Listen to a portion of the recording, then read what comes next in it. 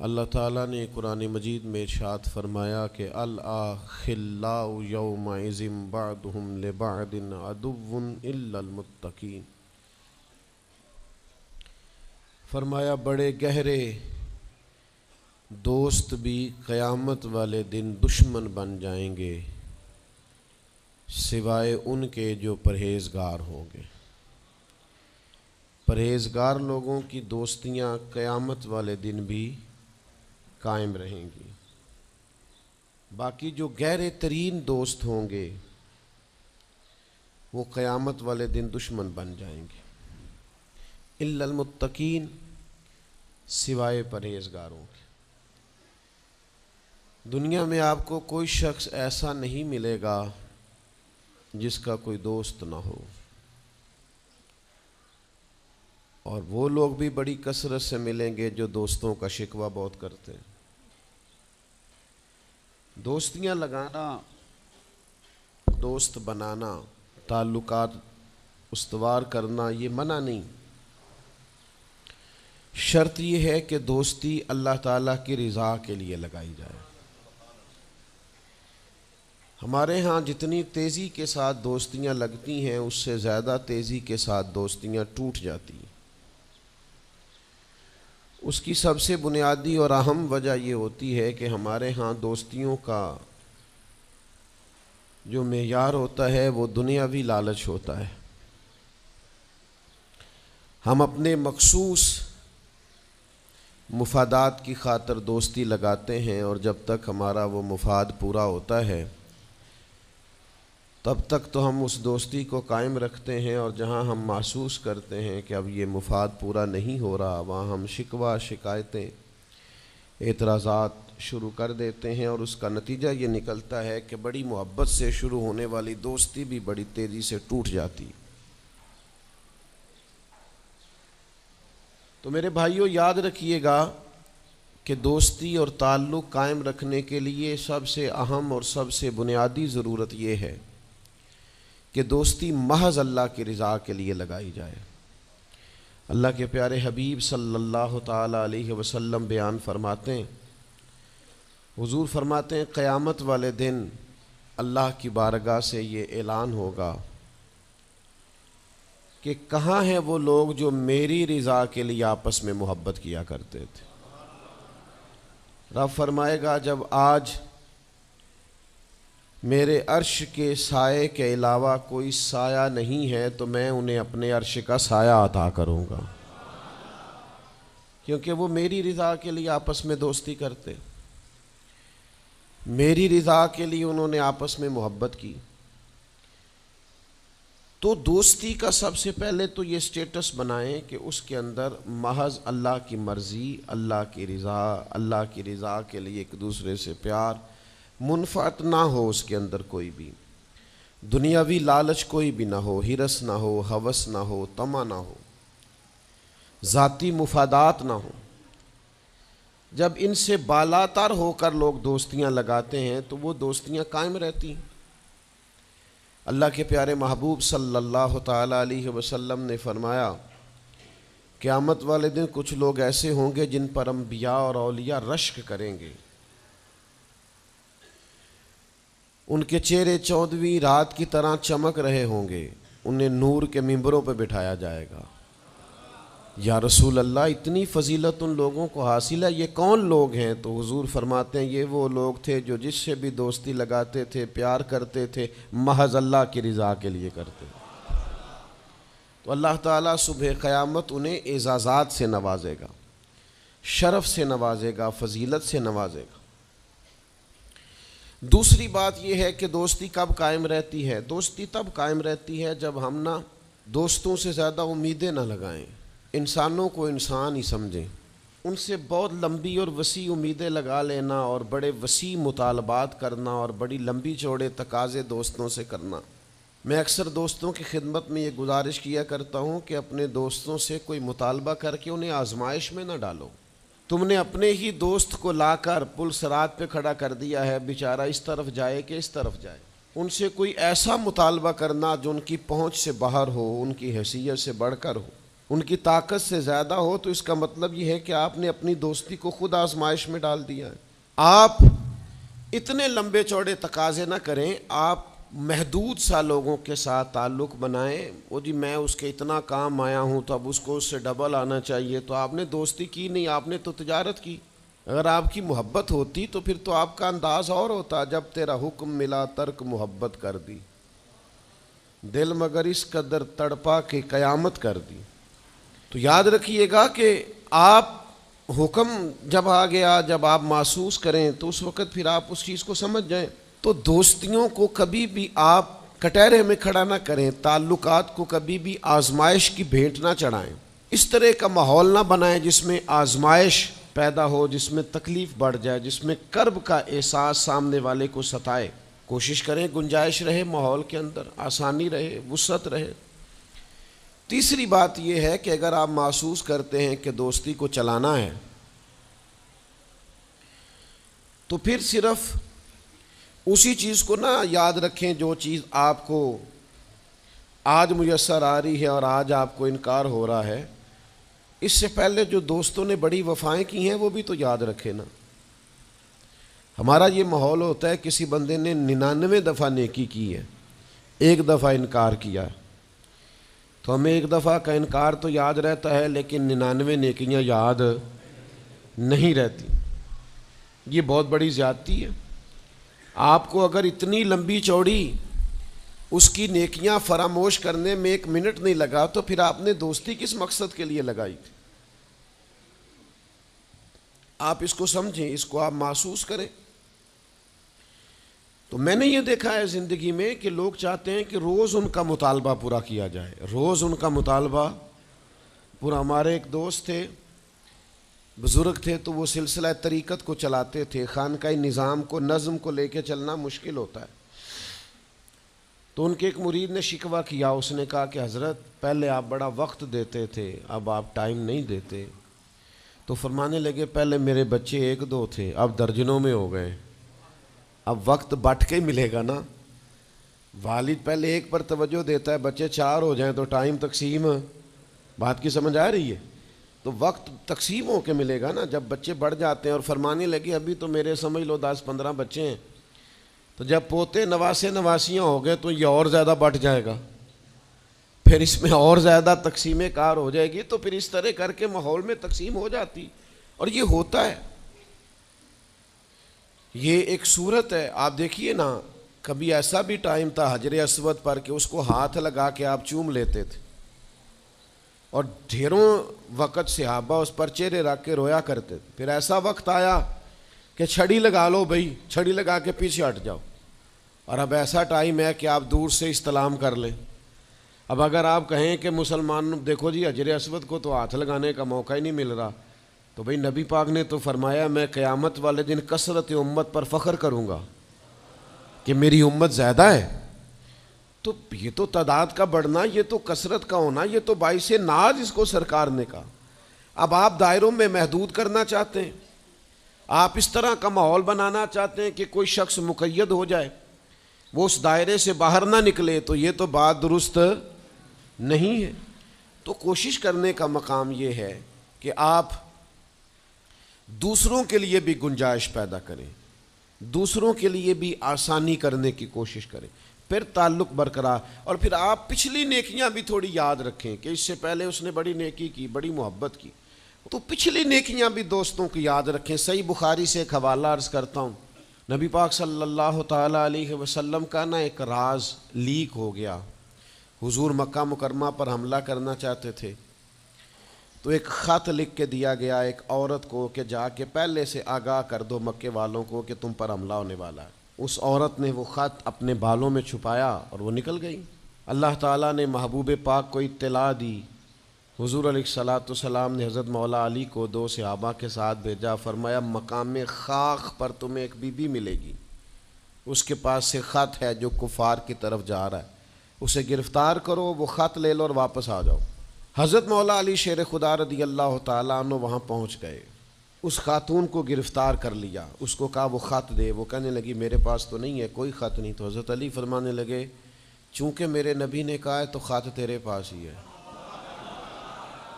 ساڈے نبی دی زبان ساڈے واسطے قرآن، وہ زبان جس کو سب کن کی کنجی کہیں، اس کی نافذ حکومت پہ لاکھوں خط تیرے پاس ہے۔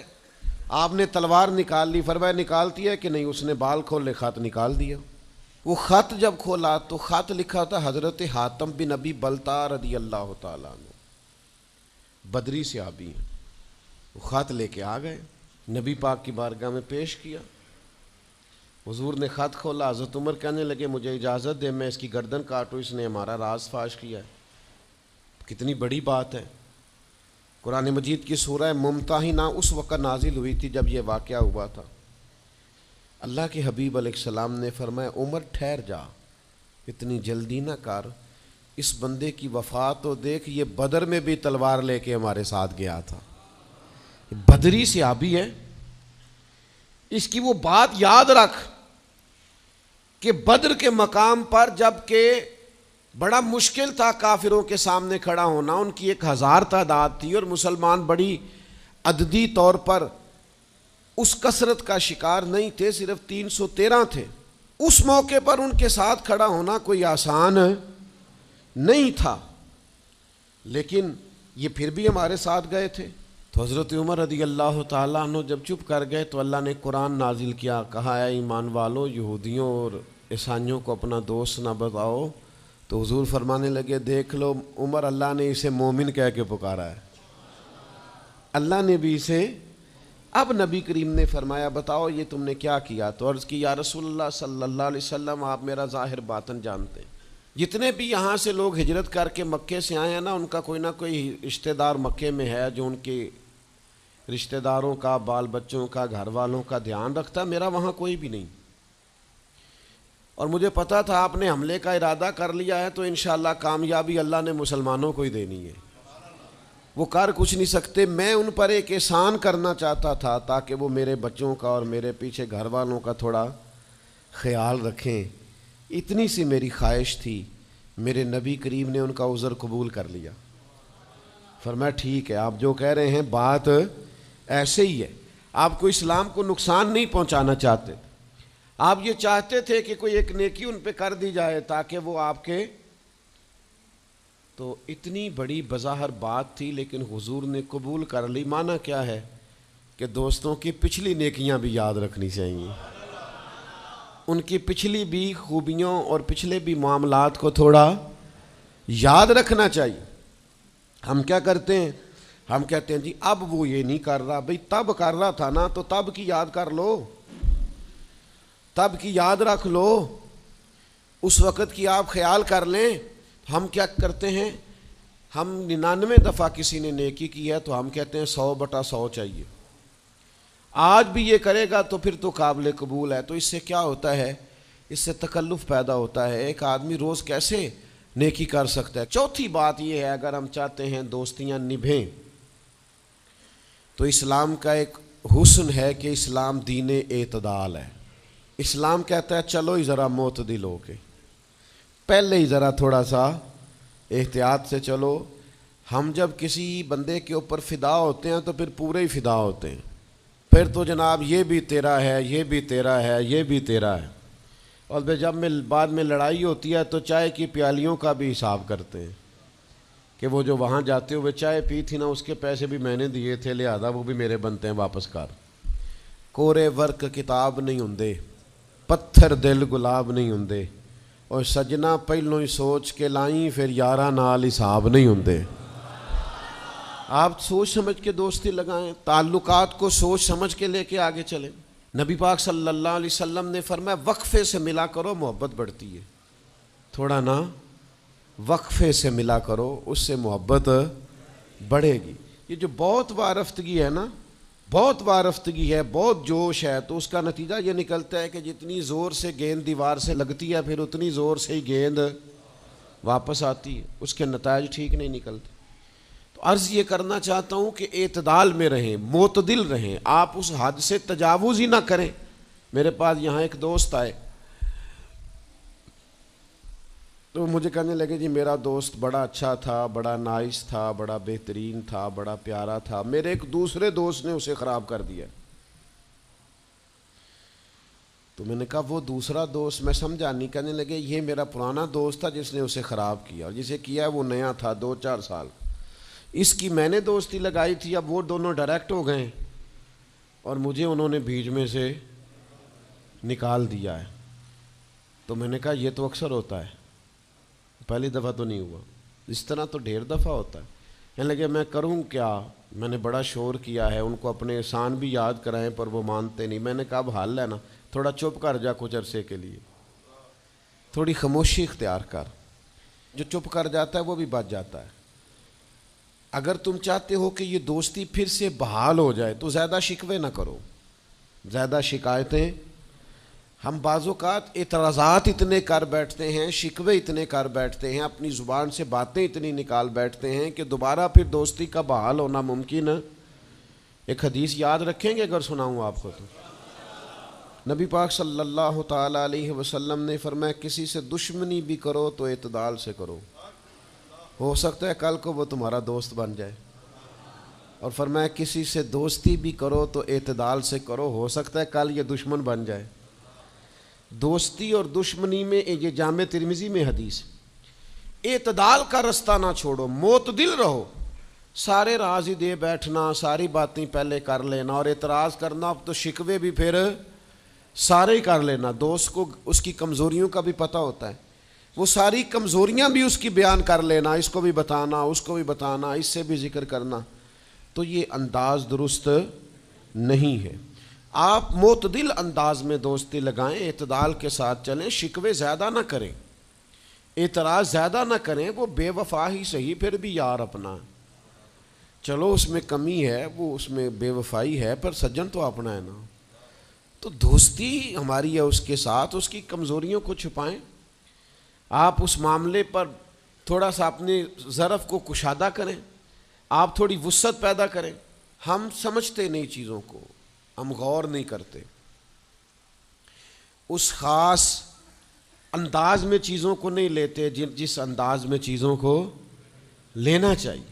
ہماری ذاتی کمزوریاں ہوتی ہیں اور ہم ان کمزوریوں کا دوسروں پہ ڈال دیتے ہیں, کہتے ہیں وہ بے وفا نکل آیا. بھئی آپ بھی حد سے زیادہ فریفتہ تھے, اب آپ ہی حد سے زیادہ اعتراض کر رہے ہیں. حضور نے فرمایا جس کی تعریف کر لو پھر دوبارہ اس پر کبھی تنقید کر جو بیٹھے ہیں, تعریف تو ختم ہو گئی بات. پھر تھوڑی چشم پوشی کرو, انسانوں میں کمیاں بھی ہوتی ہیں. تو دوستی کو صحیح طور پر آگے لے جانے کے لیے چھٹا سبق یہ ہے کہ تھوڑی سی نا عادت عیب پوشی کی بھی بنائیں. تھوڑا پردہ پوشی کا مزاج ہو تو پھر بھی ذرا دوستی آگے. سمجھ آ رہی ہے بات کی؟ تھوڑی سی نا نظر عیب پوشی والی بھی. کچھ لوگوں کی تنقید کی آنکھیں اتنی زیادہ کھلی ہوتی ہیں کہ وہ بیچارے کسی جگہ بھی تعلق نہیں رکھ سکتے. جہاں جاتے ہیں انہیں کمیاں ہی کمیاں نظر آتی ہیں, خامیاں ہی خامیاں نظر آتی ہیں. ان کا مزاج ہی نہیں ہوتا کسی عیب کو چھپانے کا. تو آپ جس جگہ پہ موجود ہیں, جس جگہ آپ کے تعلقات ہیں, جہاں دوستی ہے, جہاں محبت ہے, وہاں تھوڑا سا عیب پوشی کا بھی مزاج ہونا چاہیے. نبی پاک علیہ السلام نے فرمایا تو کسی مسلمان کی دنیا میں پردہ پوشی کر دے, اللہ قیامت والے دن تیری پردہ پوشی فرما دے. آپ تھوڑا سا اس کا عیب چھپا دیں, بات ختم ہو گئی. تھوڑی سی پردہ پوشی کر دیں. دیکھیں نا, ہمیں حکم دیا گیا ہے شریعت میں, کسی شخص کا انتقال ہو گیا, اب کچھ لوگ اس کے غسل میں شریک ہیں, تو ان کو حکم یہ ہے کہ اگر تم نے کوئی اچھی بات دیکھی نا, خوبی دیکھی, چہرہ کھل گیا ہے, جسم تر و تازہ ہے, تو یہ سب کو بتاؤ. اور اگر تم کچھ ایسی چیز دیکھو کہ بیماری کی وجہ سے جسم اکڑ گیا ہے یا کسی وجہ سے چہرے پہ کوئی سیاہی آ گئی, جو کسی سے ذکر نہ کرو. جانے والے کے لیے تم اچھی چیزوں کو تو بیان کرو لیکن نقائص کو کبھی بھی بیان نہ کرو. اور نبی پاک علیہ السلام نے فرمایا اذکروا محاسن موتاکم, جب تم میں سے کوئی دنیا سے چلا جائے تو اس کی اچھی اچھی باتوں کا بیان کرو, اس کی اچھی اچھی باتوں کا ذکر کرو, اس کی خیر والی باتیں ڈھونڈ کے لوگوں کو سناؤ. یہ خوبی پائی جاتی تھی, یہ خوبی پائی جاتی تھی, یہ خوبی پائی جاتی. میں تھوڑے دنوں کی بات ہے, ایک جگہ پہ میں حاضر تھا, تو ایک صاحب وہاں اپنے ہی دوستوں کے کسی جھوٹ کا ذکر کر رہے تھے اور وہ کہتے ہی جا رہے تھے بڑا غلط ہے، بڑے جھوٹ بولتا ہے، بڑے جھوٹ بولتا ہے، بڑے جھوٹ بولتا ہے۔ تو ایک آدھ دفعہ میں نے ان سے کہا کہ چلیں چھوڑیں، کوئی اور موضوع بھی ڈسکس کریں۔ پھر نے کہا جی وہ بے وفا بھی بڑا ہے، مطلب پرست بھی بڑا ہے۔ پھر میں نے کہا چلیں کوئی اور موضوع بھی چھیڑیں۔ انہوں نے کہا نہیں جی وہ بندہ ہی بڑا غلط ہے۔ میں نے ان سے کہا ایک بات کروں؟ کہنے لگے کر لے۔ میں نے کہا آپ کو اس سے پیار بڑا ہے۔ کہنے لگے وہ کیسے؟ میں نے کہا آپ اس کا موضوع چھوڑنے کو تیار ہی نہیں۔ یہ جو آپ شکوہ کر رہے ہیں نا، اس کو نچوڑے نا تو اس کے اندر سے محبت چھلکتی ہے۔ آپ اس کا موضوع چھوڑنے کو تیار، یہ جو ہر بات پہ اب کبھی آپ کہتے ہیں جھوٹا بڑا ہے، کبھی کہتے ہیں بدعہد بڑا ہے، کبھی آپ کہتے ہیں وہ مطلب پرست بڑا ہے، تو 3-4 دفعہ آپ سے کہا ہے موضوع بدل دیں تو نہیں نہ بدل رہے۔ اس کا مطلب یہ ہے کہ آپ کو اس شخص سے محبت۔ تو یہ جو آپ شکوے کر رہے ہیں نا بار بار، اسے بھی نچوڑیں تو اس کے اندر سے محبت چھلک رہی ہے۔ وہ جو باپ بار بار کہتا ہے نا فلانا منڈا میرا بڑا نافرمان ہے، تو اصل میں والد کو پیار ہوتا ہے۔ وہ بار بار جو اس کا ذکر کرتا ہے، بار بار لوگوں کے سامنے، اچھا بچہ کہہ رہا ہوتا ہے مجھے بدنام کر رہے ہیں، یہ دیکھیں جی بار بار ہر جگہ سے یہ میری شکایتیں کرتے ہیں، تو اصل بات کیا ہوتی ہے؟ اصل بات یہ ہوتی ہے کہ اس بندے کو اس سے محبت بہت زیادہ ہے، وہ چاہتا ہے اس پیار کے سبب سے، اس محبت کی وجہ سے کہ وہ بار بار اس کا ذکر کرے، بار بار اس کا تذکرہ کرے، تو تھوڑی عیب پوشی کا مزاج بنائیں، تھوڑا درگزر کی طبیعت بنائیں، تھوڑا ماحول کے اندر اس طرح کا مزاج لے کے آئے۔ ہم دوستوں سے میں اکثر ایک بات کرتا ہوں، ہم نہ صرف خامیاں یاد رکھتے ہیں، خوبیوں کا ذکر نہیں کرتے۔ اس کا نتیجہ یہ نکلتا ہے کہ ہماری دوستیاں تیزی سے ختم ہوتی ہیں، تعلقات زیادہ دیر پا ہوتے نہیں، چلتے نہیں۔